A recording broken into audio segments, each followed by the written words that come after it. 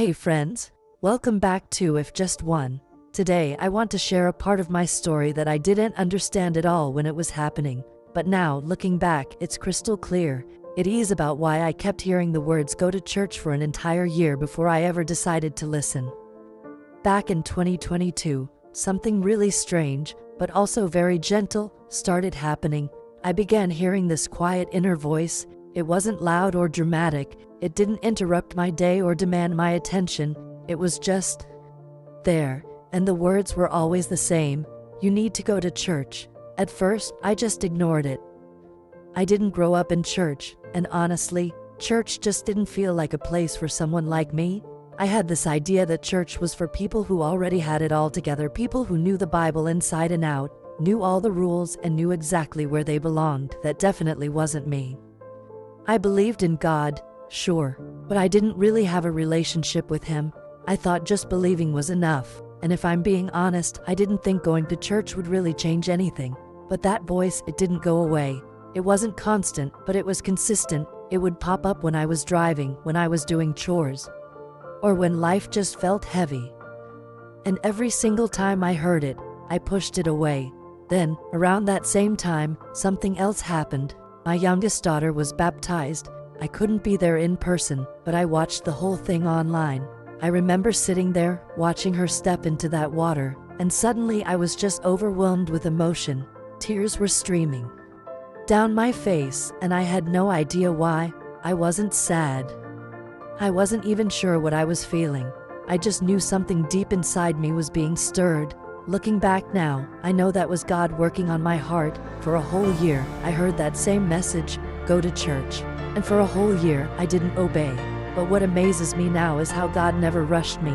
He didn't scold me, He didn't shame me, and He never grew impatient with me. He just waited. That gentle calling stayed steady, loving, and patient. And during that time, I didn't realize it, but God was preparing me for what was coming next. Then, I entered one of the darkest seasons of my entire life. Everything I had been pushing through for years finally caught up to me, and I felt completely broken emotionally, spiritually, and mentally. For the first time, I couldn't just muscle my way through it. I had absolutely nothing left, and that's when I finally stopped resisting that quiet voice. Instead, I listened. I started searching for churches online. I wasn't looking for anything big or impressive. I didn't want fancy lights or huge crowds. I just wanted something small, something personal. Somewhere I could just sit quietly and not feel lost in the shuffle. Eventually, I came across this little church nearby.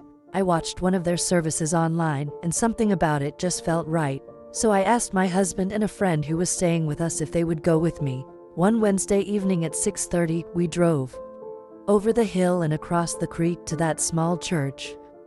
When we pulled into the parking lot, I honestly wondered if we were even in the right place. There were hardly any cars, but we saw a cross, so we went inside. There were 5 people there, and in that moment, I realized God had answered my prayer perfectly. I had asked for something small and personal, and that's exactly where He led me.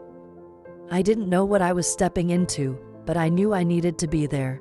Looking back now, I understand that the whole year of hearing "go to church" wasn't pressure. It wasn't an obligation. It was an invitation. It was an invitation to healing, an invitation to community, and an invitation to finally meet God in a real and personal way. So if you are watching this and you have been hearing a quiet nudge in your own life, something gentle but persistent, I want you to know this. God is patient. He doesn't force us. He invites us. You don't have to understand everything. You don't have to feel ready. You just have to be willing to listen. Thank you so much for being here today. And remember, if just one life is touched, it's worth it.